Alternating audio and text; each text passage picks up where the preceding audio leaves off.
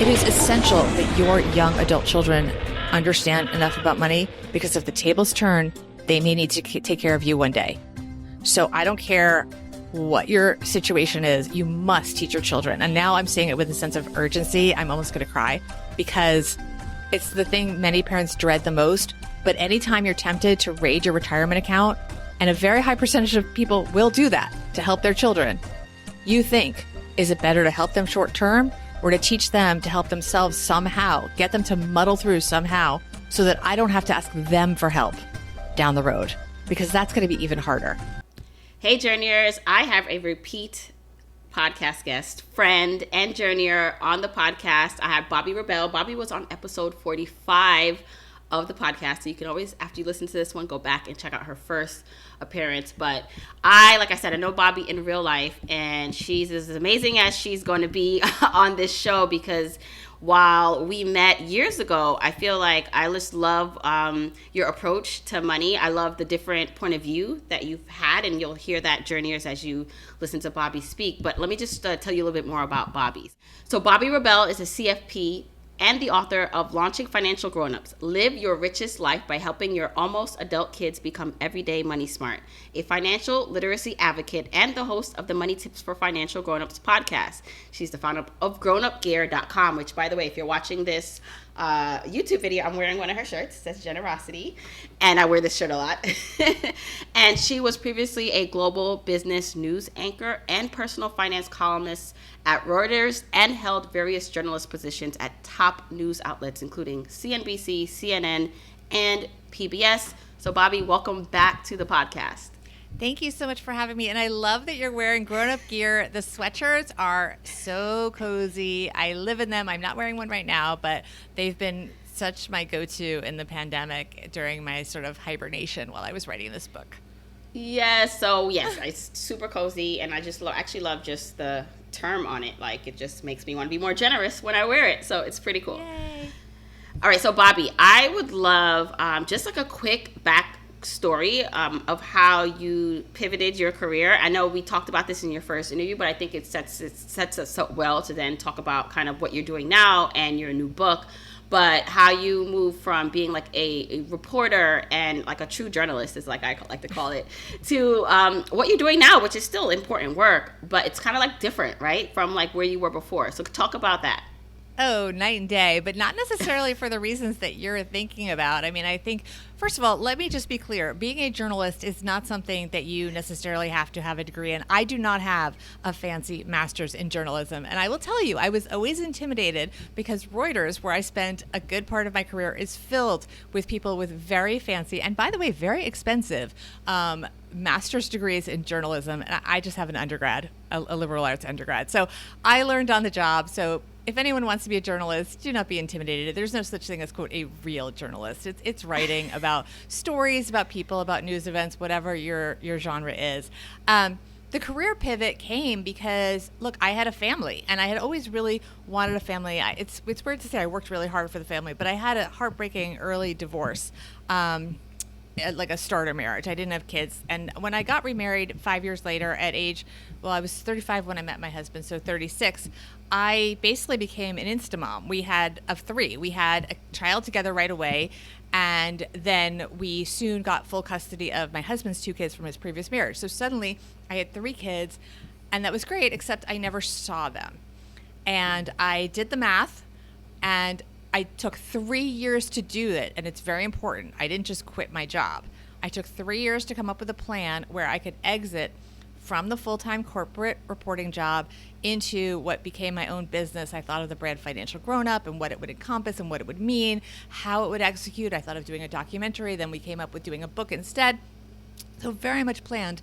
But I really wanted to exit from that because I wanted to be both physically and mentally present as the kids grew up. I found that even if I could get myself home earlier, I was so burned out, and I was, by the end, I was sort of running things in the business video group for the U.S., and so I had to be on calls to London. I was prepping for meetings and on calls to London before taking my kid to drop off. You know the drill.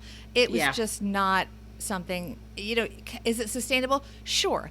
Anything sustainable. Is it the way I wanted to live my life? No.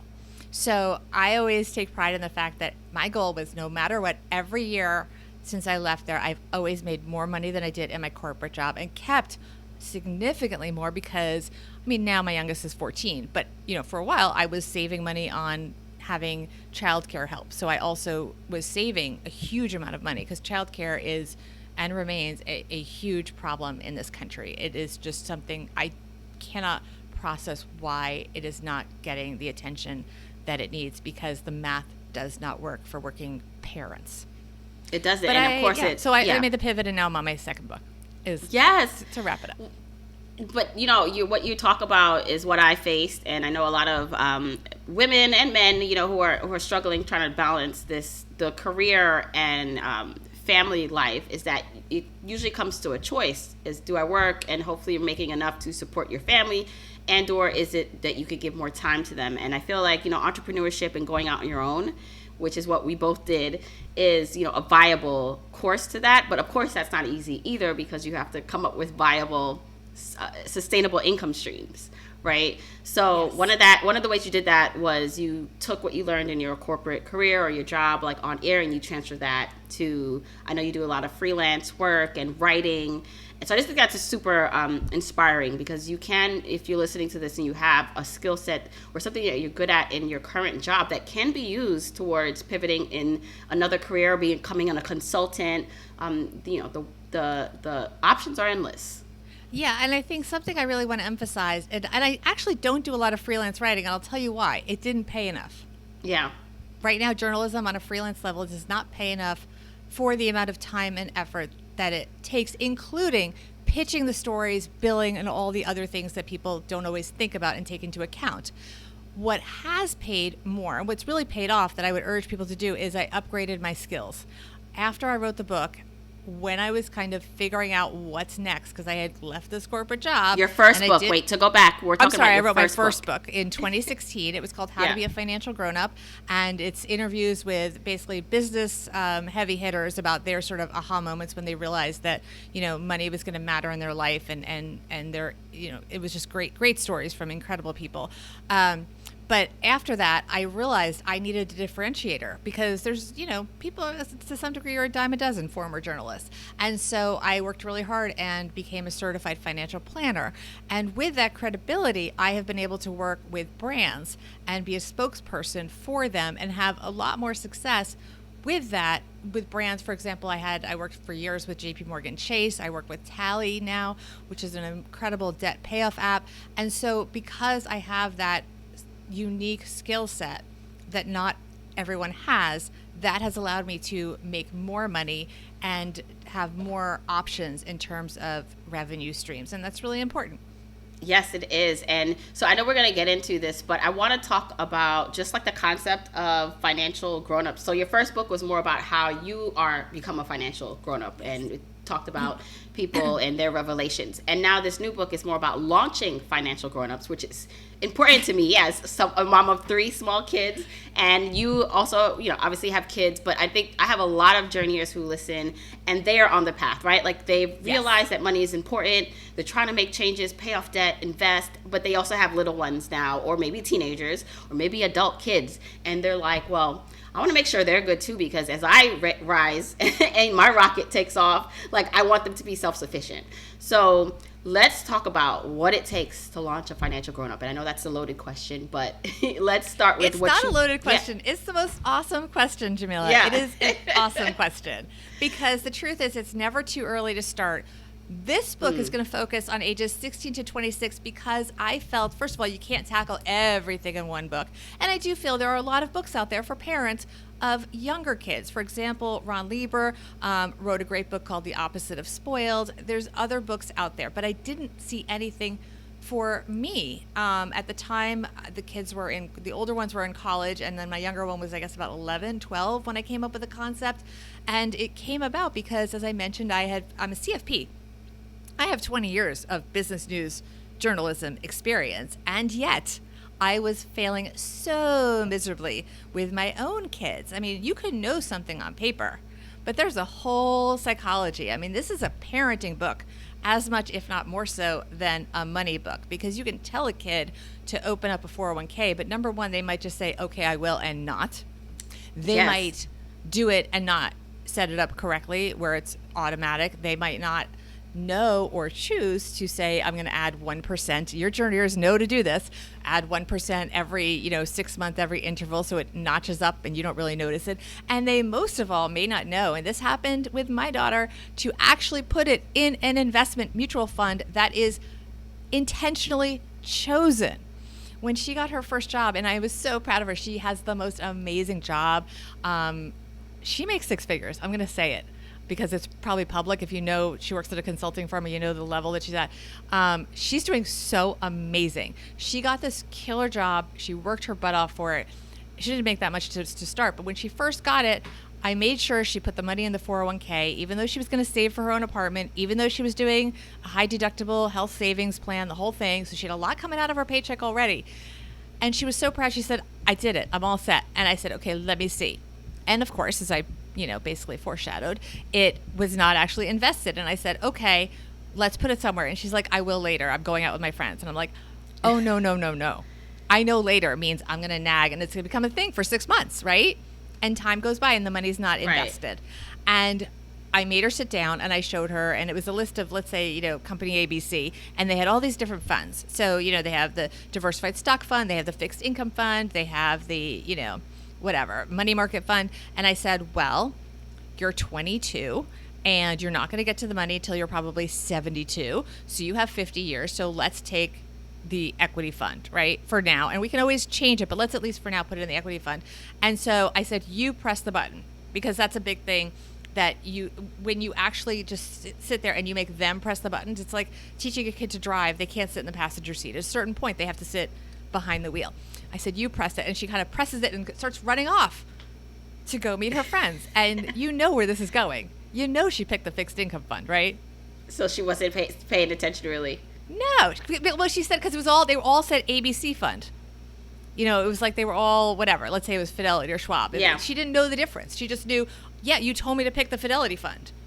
So I picked but I'm like, but there's 10 Fidelity funds, and it wasn't Fidelity. But she didn't understand that within that.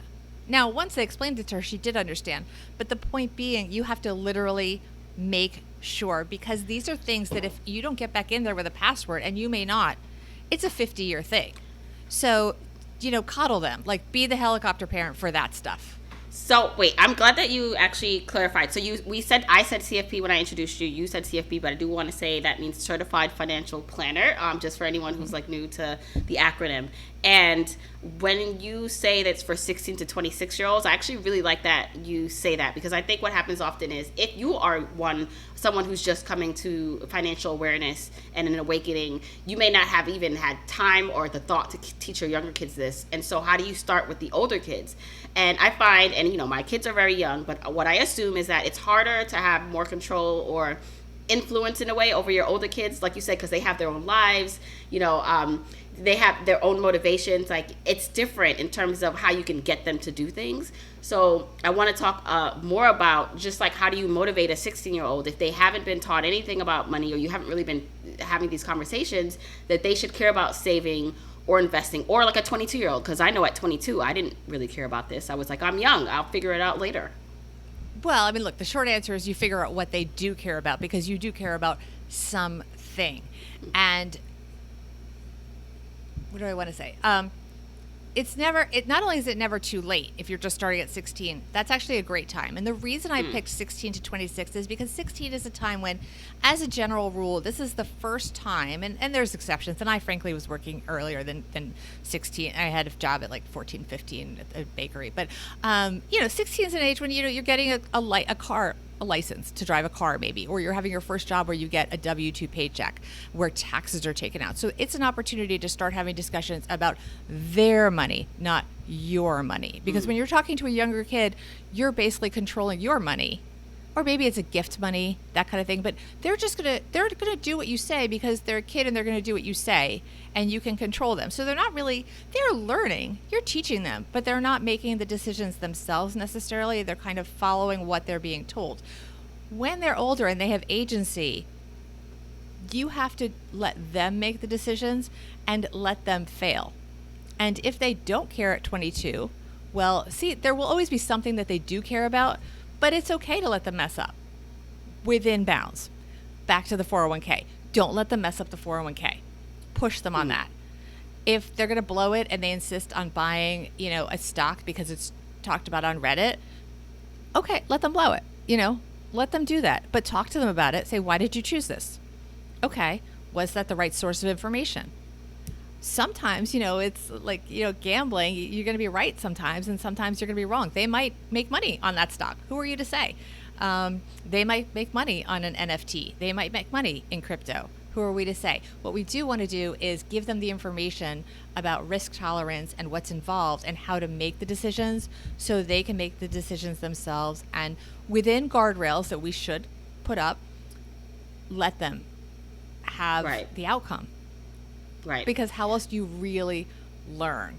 You don't want, them to, you go back to the driving. You don't want them to ever have an accident. But you know what? I mean, and it's definitely, this is not good. But the truth is, I'm not good at parking. So I had to learn, knock over the cones when you're learning to park. And then hopefully you won't hit another car. Right? So let them make some mistakes. But keep the guardrails up and keep the communication open and do the debrief and see how they feel. And don't judge them. Support them. Ask them how they felt when they lost the money. Or maybe they made the money. How did that feel when you made the money? Did you feel like you made it because you were smart? Did you feel like you made it because you were lucky? Yeah. What are you going to do next? Yeah, I think and especially the agency thing, like when they have a sense of control over their own life and they can make decisions, and also the knowingness that they have a supportive parent. I was listening to a podcast and, a founder was saying that his venture was going to fail. Like he was out in California, his parents lived back in the East, and he just called his dad and was like, Dad, can you prepare my room because I think I need to come back home. And his dad didn't berate him or, get upset. He was just like, okay. And again, I know that's a luxury. Like, there's a lot of things we're not just saying here in that sentence or in that story because, you have to almost, there's some parents who may not have the stability to still support their adult kids and have them move back home. But I do think a lot of us, or some of us, do have that or can provide that. If anything, maybe it's not a money we can give them for a down payment for a home and or pay for their wedding. But it's just like, there's always a place on my couch. Maybe I don't have a house that has an extra room, but you can always land back home if you fail. I would think, and I know for me it helped, and I want my kids to have that, is that I want you to try. I also want you to know that if you fail, you'll always have a place to land. I love that. First of all, I want to say part of the reason that my stepdaughter was able to buy an apartment, which I talk about at such a young age, was because she did live rent-free in our home. And we did not pay for her vacations. We did not pay for her clothing and so on. She was allowed to raid my closet from my old anchor woman days. But, she was on her own for anything discretionary. But we did let her effectively crash on our couch in her childhood bedroom. But I want to flip what you were saying around, because you talk about, and this is so important, you talk about if parents don't have the means to help their kid in their young adult life financially and have that support.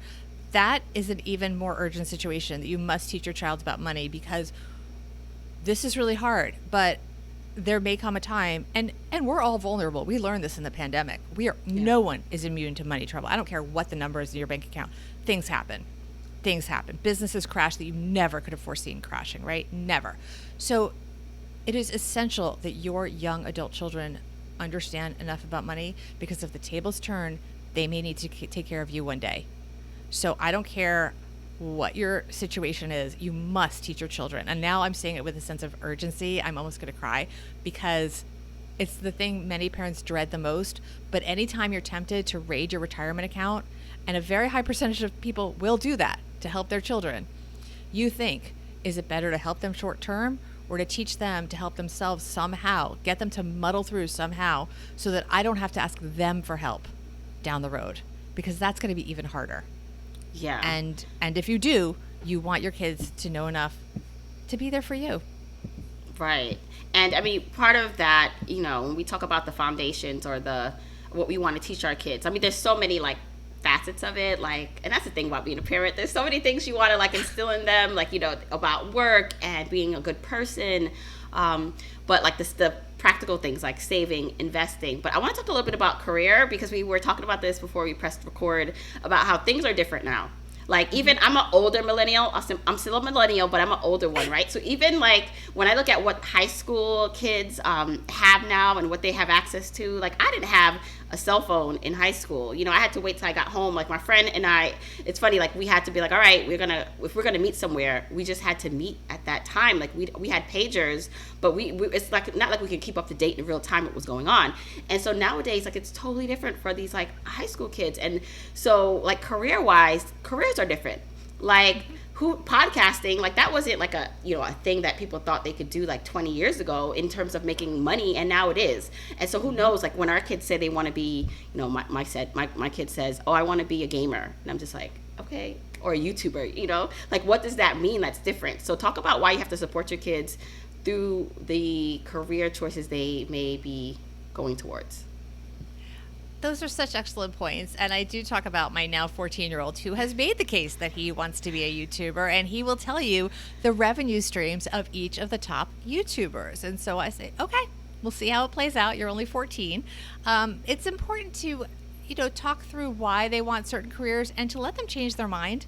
Don't stereotype them and say, because you wanted to do this when you were this age, you still want to do it. They change their mind, both because their interests adjust, new things might interest them, or, as happened with our oldest, she just decided that she wanted a lifestyle. She did not want to feel tight on money, and she wanted a career where there was, in theory, unlimited upside. So when she entered college, she was in the teaching school. She was going to be probably an elementary school teacher. She was always a camp counselor. She taught swimming on the side. I mean, she made a lot of money as a teenager doing private swimming lessons and that kind of thing. So she was always entrepreneurial in that sense.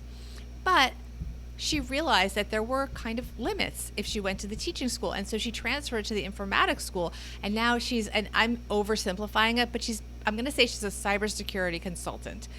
It's not exactly that, but she works for a consulting firm. She does really well.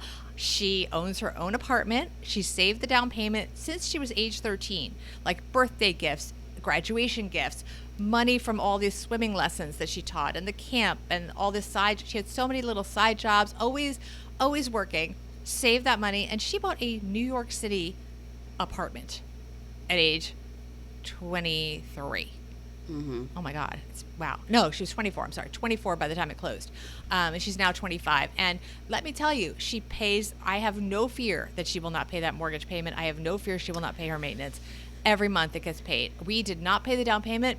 And I remember being really nervous when we were getting close to closing. Like, what if she's a little short on closing? I would say to my husband, what are we going to do? Because it's like against my principles to step in there with a check. But like, what are you going to do? Right? So, but she had it. She did it. She did the math. She had this spreadsheet, Jamila.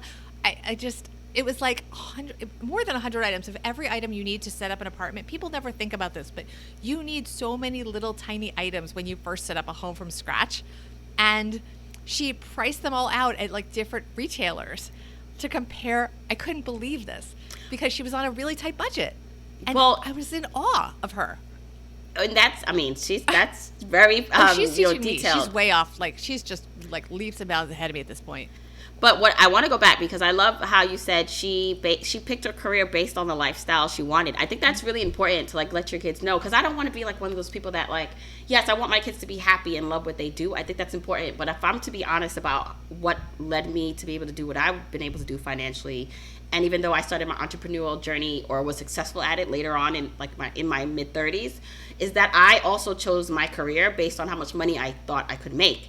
So sometimes people go for like the passion, like, or what their heart leads them to. So maybe teacher, dancer, some of these professions that don't always start out or have a lot of money involved, but like when they're doing it, it's like they feel God talking through them. You know, it's like that's their passion, but then it's not a lot of money. And then you have people like me or your daughter who maybe said, all right, I'm actually, there's a certain amount like of money I want to make, so I'll go for that and figure out the passion later. And so I think it's important to talk to your kids about what that looks like and to be realistic, because I know a lot of people who are going more for the passion route, and it's different if you like have passion and you don't have high demands for like things and like a luxury lifestyle, then it's like, all right, you kind of deal with it, right? Versus going for the passion and you want nice things and things that cost money, then that becomes an issue, right? But how do you define a luxury lifestyle? Let me tell you, 3 kids, orthodonture, one of them twice, and it was just a staggering sum of money. I mean, we even, I think I talked about this in my first, but we had a payment plan. I mean, I wasn't going to put it on credit cards, and I didn't have the sum of money, and I knew the orthodonture was going to be over 3 years. So the point being, like, it's not about luxury necessarily. It's about, do I want kids with straight teeth? Like, it could be like, life is really expensive, especially if you have dependents. I don't want to say kids. Some people don't want kids, but you have dependents. Dependents might be your parents one day, by the way. Dependents could be a dog. I mean, Ashley really wanted a dog, and it's not until later this year, she's now signed up to get a new puppy, but she had to wait because she didn't have the money, because she was buying the apartment, she was doing other things, and she could have gotten a dog and not an apartment, or rented something cheaper or whatever, but she had her list of priorities. So you're saying luxury. Let me tell you, this kid has never, but she's shopping. I mean, I don't even know, like, she shops in my closet. She's not someone that's buying designer duds and luxury, and her friends want to go somewhere fancy. She will on occasion and kind of talk them off doing the full thing, but she's very financially aware and careful because she's going to make that mortgage payment every month, and her friends know it. So it's not just about luxury, it's about choices. Like, you want, because the dog, it's not just the money to buy the dog. Then you have to, are you going to buy pet insurance? You have another mouth to feed, no joking, right? Yeah. You have to get pet care. You want to, like, let's say right now she works from home, but that might not be true. She might travel. She's going to have to pay someone to watch that dog. She had to think through all of that. Veterinary costs. I mean, we had a lot of discussions. She has pre-shopped the vet that she's going to have for her dog.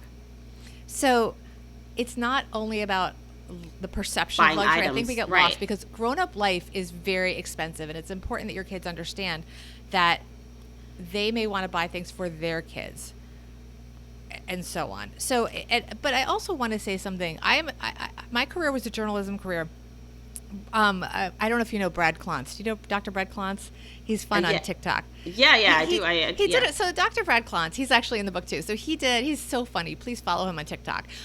He did this thing about like the worst paying, the undergrad careers that are the most expensive and pay the worst. And journalism was right up there with physical therapist or whatever. So I went into a career that didn't pay well. What my father did, and he tried to talk me out of it. He still wants me to go to work on Wall Street.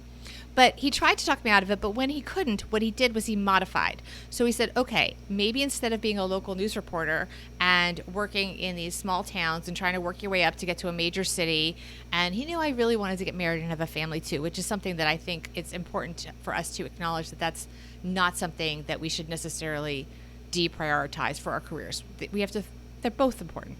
And if you wake up and you haven't thought about a family and you're in a certain age, biology is what it is. It's just something, if it's important to you, to keep in mind. And he says, so you're going to travel the country trying to work your way up from these, we're talking about, I guess it's the 90s, so I don't know if the numbers would make sense, but, very low paying jobs. Most of the people that I interviewed with, like the weatherman at one place took me out, he was also like a home renovator.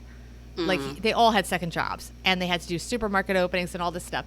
He said, why don't you go do an internship in financial news and business news, and maybe you'll like that. And in his mind, I would then be interested in work on Wall Street. But what happened was I really liked the intellectual challenge. I got a job at CNN Business News over the summer doing overnight shift. I worked for someone who became very famous later on named Maria Bartiromo on overnights, and she was a producer behind the scenes, and I really enjoyed it. I liked the sort of thinking aspect of business news, and it paid significantly more.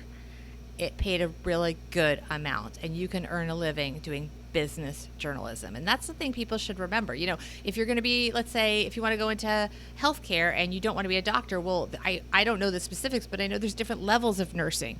So, if you want to be a nurse, figure out where is the nursing that's going to be the best life career balance, but also that pays well.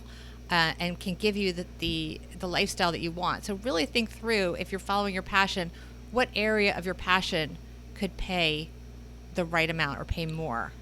And this is why exposure is so important, because there could be a career path that bridges together, you know, multiple things that you enjoy, or like the tangential skill sets that you have that are also going to pay you well, right? Like if you just look at it as, you know, in one lane, maybe that lane is like the typical one most people do, but there's so much out there. So it's so important to network and to, you know, as a parent also, like, discover like the different behind the scene jobs that, like, what does it take for this YouTuber, because there's so many, you know, like my kids watch, like, you know, the gamers like just play games and talk, right? Oh, my son like, too. so, yes. Right. So it's just like, okay, if they were really serious about this as they got older, okay, what does it take to bring that to life? Like, I was listening to another podcast interview about the person, Discord, the person who started Discord, which is like the communication system.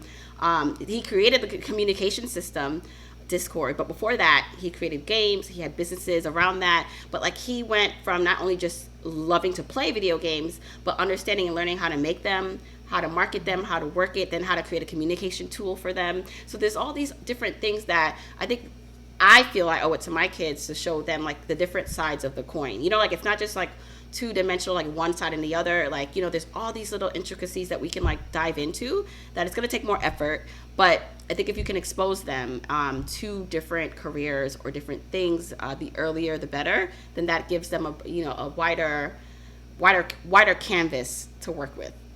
I totally agree. You know, my little brother, who's now in his 40s, I mean, he, you know, always loved entertainment, and my father kind of pushed him to be a lawyer, but he was a lawyer for Nickelodeon and for NBC, and now he works for a gaming company. So he's managed to have a job that pays well and gives him the lifestyle that he wants, but he's in this cool field where he really looks forward to going to work every day. And he's really, I think that he's enjoyed his career. I'm just kind of speaking for him. But I think it's been really cool to be in that atmosphere for him. And yet he has, you know, a really solid job with skills that will always support him in some way. Right. Now, when you talk about mistakes, so you said you made mistakes, you know, in terms of like financially, like maybe talking with your kids, and what were some of those mistakes? So you're talking about Ashley and how great she is like with money. And I always wonder, like, is that also just a factor of that's how she always is in other areas of her life? Like she's super organized and detailed, not just with money, but with other things, which transfers some money, versus maybe some other people who are not like naturally inclined to be as neat or detailed. And how do we encourage our kids, if they don't have those skill sets, to develop them? This is why I had to go to the experts. So, yeah, she's motivated for the apartment and she's motivated for the lifestyle, of course.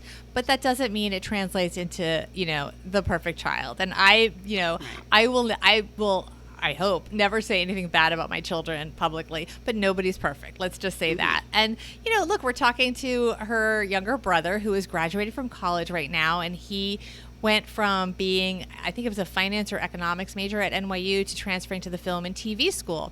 So fun to pay the tuition for one of, if not the most expensive colleges in the country, and he wants to go make movies.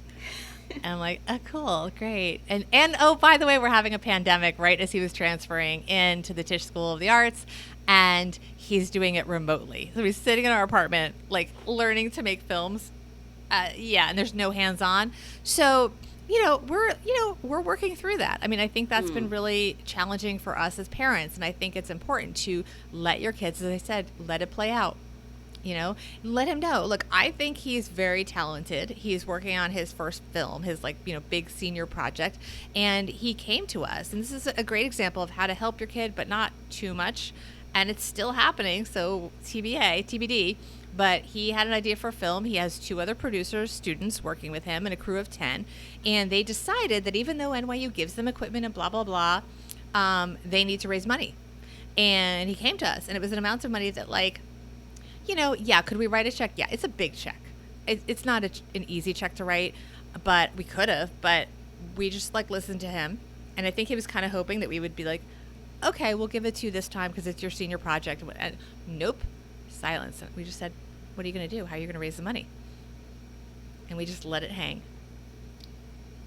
So there's now an Indiegogo project if anyone wants to contribute. It's called Meatball Town. Meatball Town Film, I think, is where to go, I think, on Instagram. But he's raising money, $25 at a time. We gave him a little bit more than that. We did give a contribution, and we encouraged our friends and family to, to donate. We said, you should, email your grandparents, ask them to donate. And his other producers have to do that, and they are raising the money for the film, because the truth is, if you want to be in the film business and you want to make your own movies, you know what you got to be really good at? Raising money. And selling an idea, selling a concept. All you can. Yeah. You can talk all you want. You talk about follow your passion, follow your dream. You want to do the directing, but someone has to pay for all the people there. And someone has to pay for, one of the big things he's learning about is a lot of money has to go to permits to film in certain towns. So even I don't know the movie business, but he's learning about the economics of the movie business. And we'll see. I think he'll stay. I hope for his sake, because he enjoys it, he'll find a way to make a living in this business.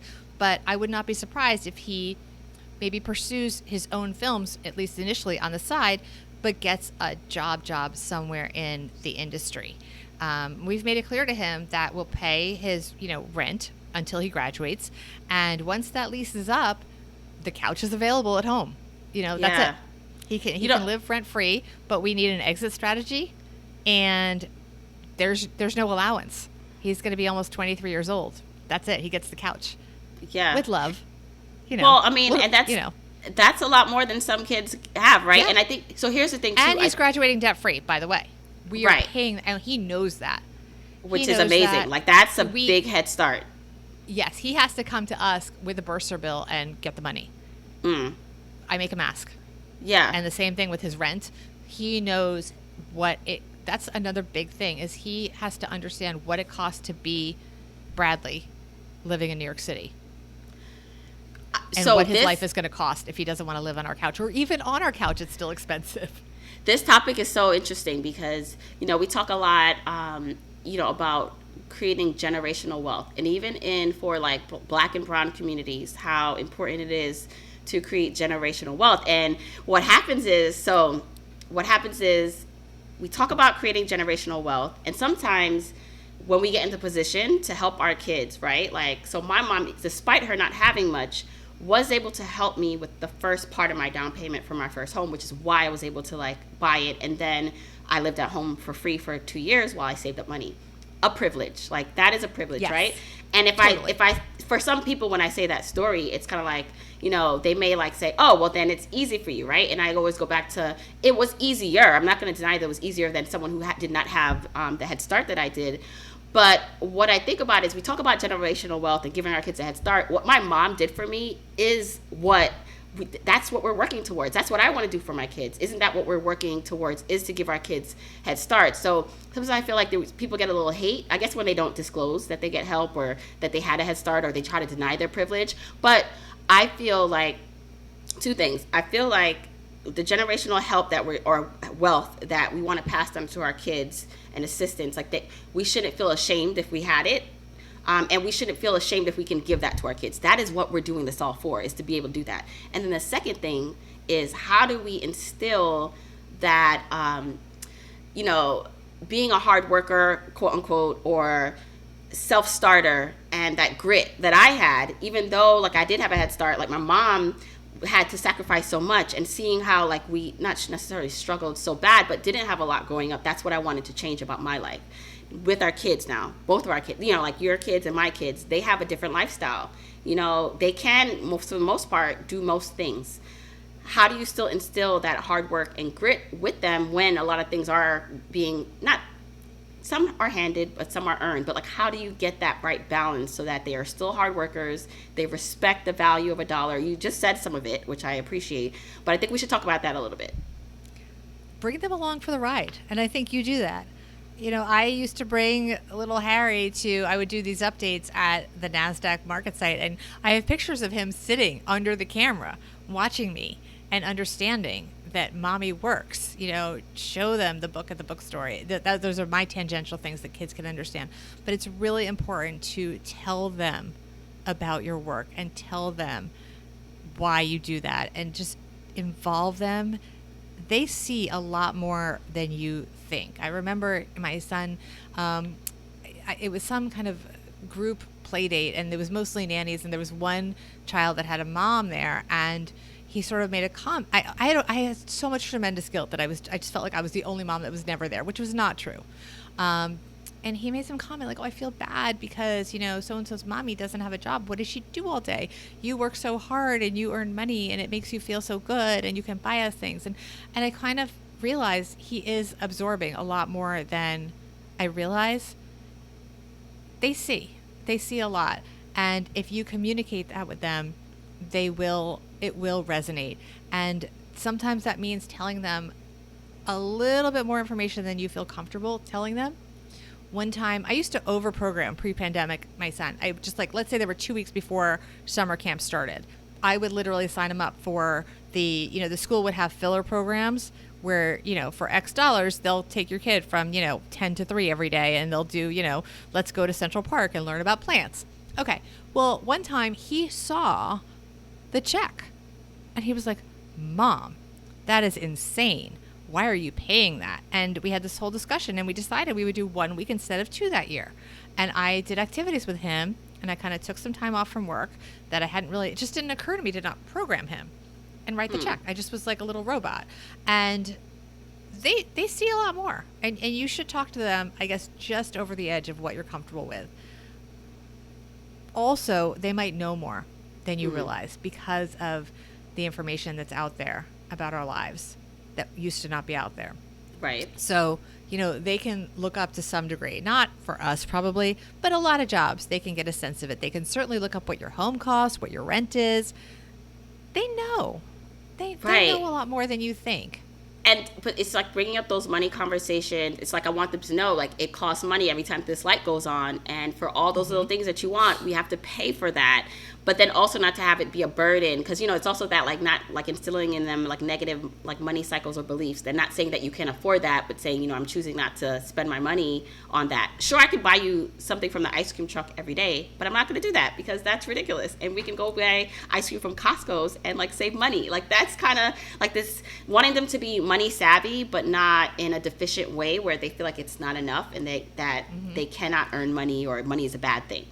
Yeah, I mean, that's kind of the elephant in the room, and that's something that I have struggled with so much. And, it's definitely harder if you don't have the money and have to tell your child, we are not buying that because we don't have the money.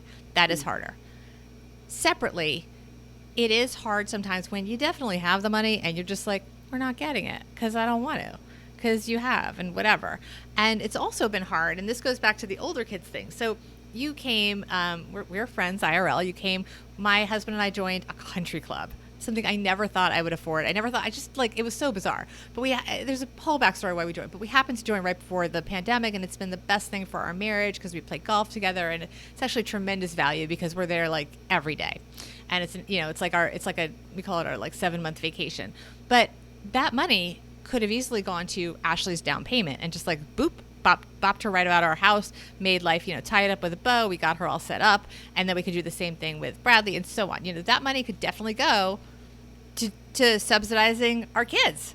And we don't have an infinite amount of money, and my career is risky. I don't know how my book's going to sell, right? We don't know if the speaking world will open up and I'll have that revenue stream back again, which I have not had for the last 2 years. So, I had a lot of, sort of introspection about, is it selfish of us to join this country club? We're over 50 at this point. And Ashley helpfully pointed out too, she was trying to get us to upgrade this vacation we're taking, that my husband can now qualify for senior citizen rates. Thank you very much. Like, she's a little too money savvy these days. But, we're kind of coming to peace with the fact that it's okay at a certain point. If your kids are good, we paid for their college. They are graduating debt free. They can live on our couch. We're allowed to have, as our mutual friend Ashley Feinstein-Gersley says, a lifestyle upgrade. She talked in your previous episode about the babysitting. Sure, you can do without it. No one needs to join a country club. But you know what? We work really hard. We're over 50 at this point. We want to play golf on the weekends. We're tired. If you think about it, from age 25 to 14, so that's like, how many years of like child? Well, I guess it's 25. It's very recently that we haven't had the weekends filled with bringing a child to activities. Yeah. We finally have weekends free. Like, that was beyond money. We couldn't join a club because when would we go? We were always driving and taking kids to activities and birthday parties and all that stuff. Like, you can't go take 4 hours and play golf. we finally could do that just 2 years ago when he was like 12. And even now, I'm like apologizing for it. I still feel conflicted. But Is you it know the what? right thing to do? Because it's so indulgent. But yet, at a certain point, you have to allow yourself to live your own life and let your kids live their own life within their means.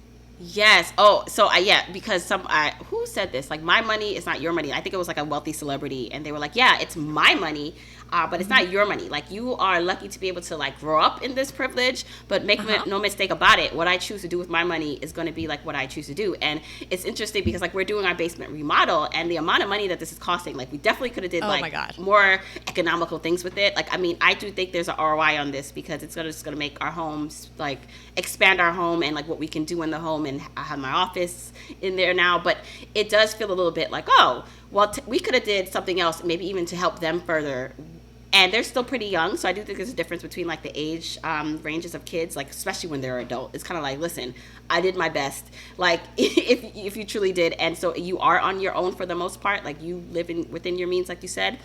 But I do think there's something to be said for modeling and putting ourselves first as a way to show our kids how to live full lives, especially as women and moms, because oftentimes, like, you know, it's like we think being the martyr and running ourselves ragged, and whether that's energy or money and giving it all away is going to like show how good we are as a mom. And then I know if I do things like that, it puts me in a bad mood, and I'm not a better mom because of it. Versus when I'm pouring into myself and I'm being selfish, quote unquote, with my time, my money. Like, you know what, I'm going to go get that spa treatment. Or, you know, I am going to spend all that money on my office because I want to. I think that's important also to model for our kids as they grow why it's important to put themselves, eventually then they put themselves first, and, you know, in their adult relationships. Yeah, and for them to respect the fact that you have your own life, which is really hard to see. Here's a good way to measure whether you are putting your kids too far first. And this is something we are guilty of. Who has the nicest phones in the house? Your kids are probably too young. But if you have kids that are old enough to have a phone, this is, my husband and I were lamenting this. Like, we always have phones that are like several generations behind what the kids have. And that's just wrong. Like, well, and it's if you care about it. I feel right? like if you some parents that and that doesn't have to be care about it as much, but like still, like it's kind of like, you know, it's kind of symbolic to me because my husband and I, we were just talking about it, and like our phones are so old, and the kids always have the latest greatest. What's up with that? Like, why? Yeah, you know what? It's interesting if you think of it, whether it's a phone or something else like in the house that everyone has, and you're just like, why am I like the one with the like the old sneakers or something that's like ratted or tatted, you know, like just that's not, you know, you also it's important. I think you have to pour, and I always say, as an adult, as a grown-up raising kids, my biggest priority is to make sure I'm self-sufficient. So yes, I want to help you. I'm going to put you, get you a head start also as much as I can, but I want you to be able to launch into the world and not think about having to take care of me. Like, if that's all I do, even if I never gave you a dime, I want you to be able to, mom and dad, when they get older, they can afford what they've done. They'll be able to take care of themselves in old age. I don't have to reach back into my pocket and do it. That is the biggest gift, is giving your kids the confidence and the competence to know that they can take care of themselves and that you can take care of yourself as well. But always to know that you're all going to be there equally as a backstop for each other. You know, I think that we can take chances in our career and in our life when we know someone's got our back. And I think that's a really nice thing to remind your kids, that you're not going to pay their rent, but there's always a couch there for them. Right. You know what I mean? Right. There's kind of a balance. Yeah. So, yeah. I mean, even now, look, we're going on a family vacation and we're going to pay for the kids. But if they, you know, Ashley again, she's like, well, you know, do you think we should get the upgraded drinks package? And we're like, no, we don't. And I'm like, if you want to pay for your own upgraded drinks package, you go for it. Do you really want to do that, though? But we're not doing that, and we're not paying for yours. Yeah. You know? And leave it at that. You know? Like, if they want to do that, but then she's got to think, oh, I got to pay for the puppy that's coming. So it's all one big thing. Yeah, and as long as they understand that. And it makes them make that decision, okay, what, is that really that important to me?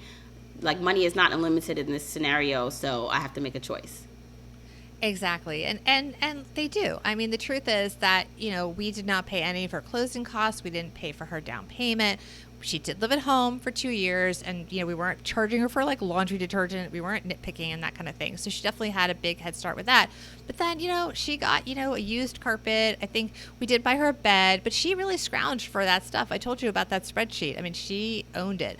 And it's really important to let them live at the right level for where they are in life, because we may be at a point where we'll buy, a lighting fixture for X dollars, but that doesn't mean that that's what they should do. They might buy it somewhere a lot less expensive because that's what's right for their lifestyle. And it gives them something to work for. I mean, what's the fun in having everything handed to you? It's boring. You want to be proud of it.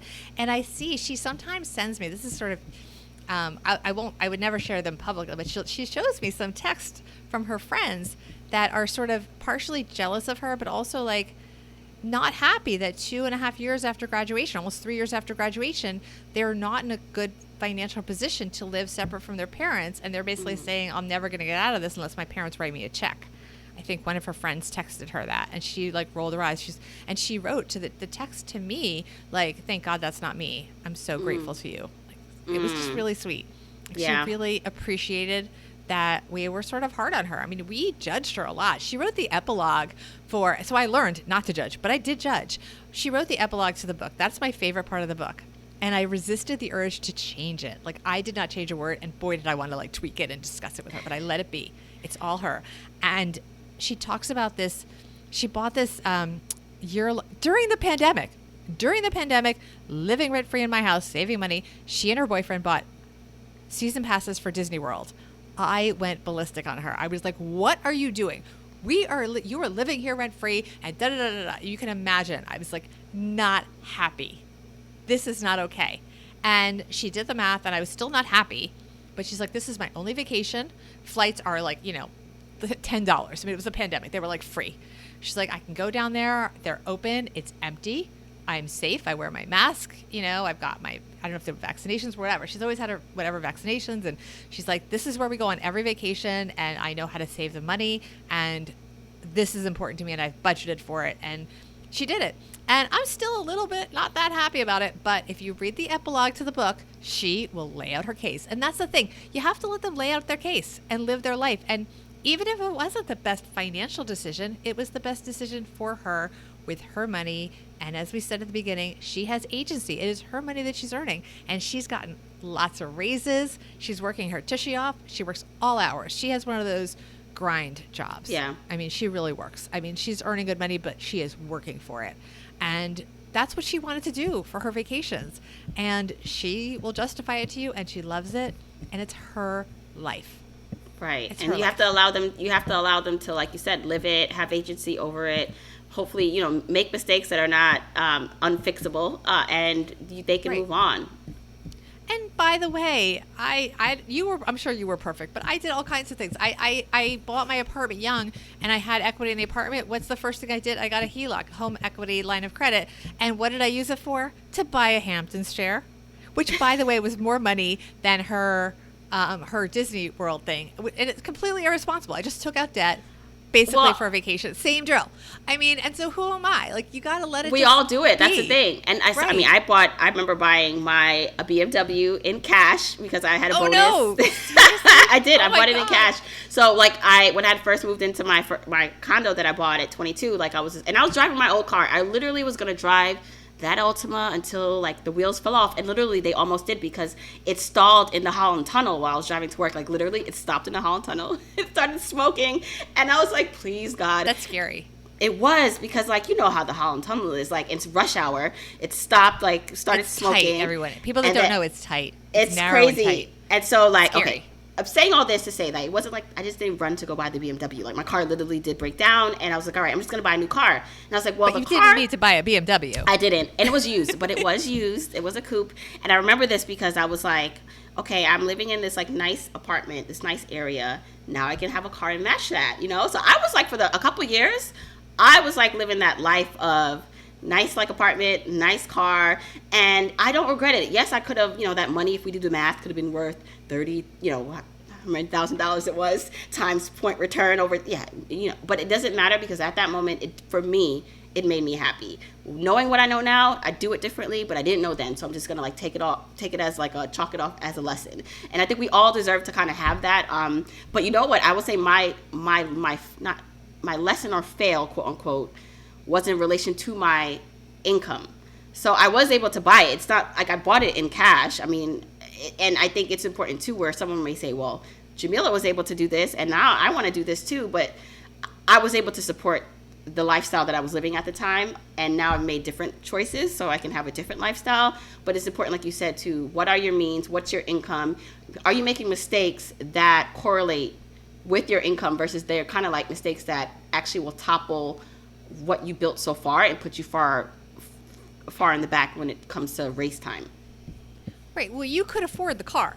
To be clear, you could afford the car. You didn't even take on debt for the car, which is incredible.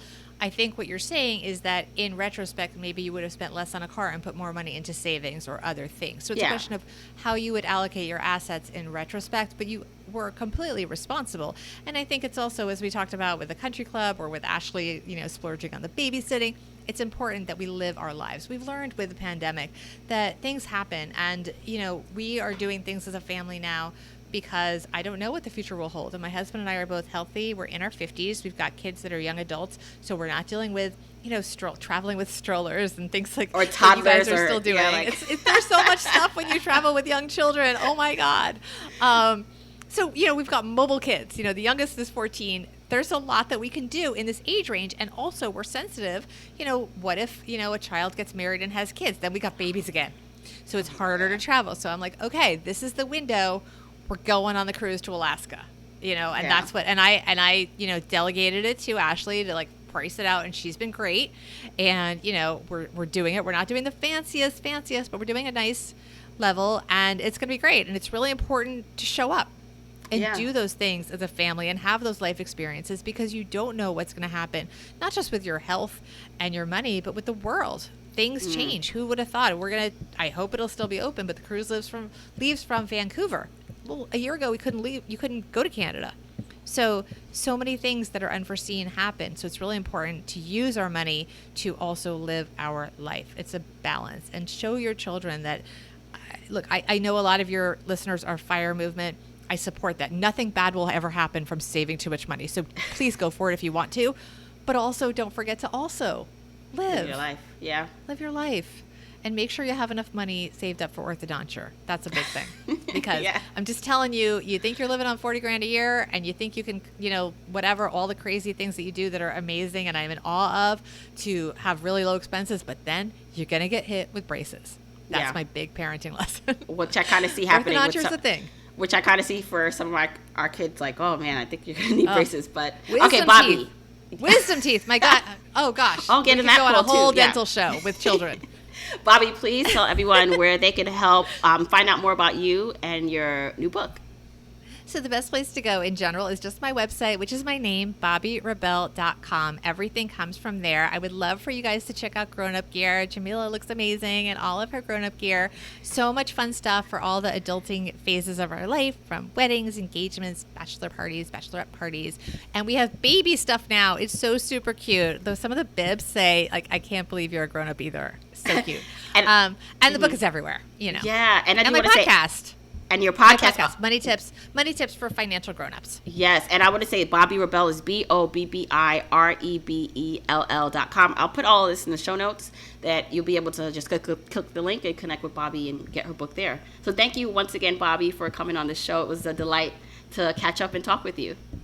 Always amazing to see you. And by the way, we didn't say this. We met because I was your mentor for a hot minute, and then it very quickly became clear that I was going to learn just as much, if not more, from you as well. So thank you to FinCon for matching us up as mentor and mentee back in 2016. Oh my goodness. Yes, I can't believe that either. And again, if you want to hear Bobbi's first interview where we talk more about us meeting, that is on episode, what did I say? Was that 45 or 46? 40-something. It's 40-something. 40-something. I'll put that in the show notes too. All right.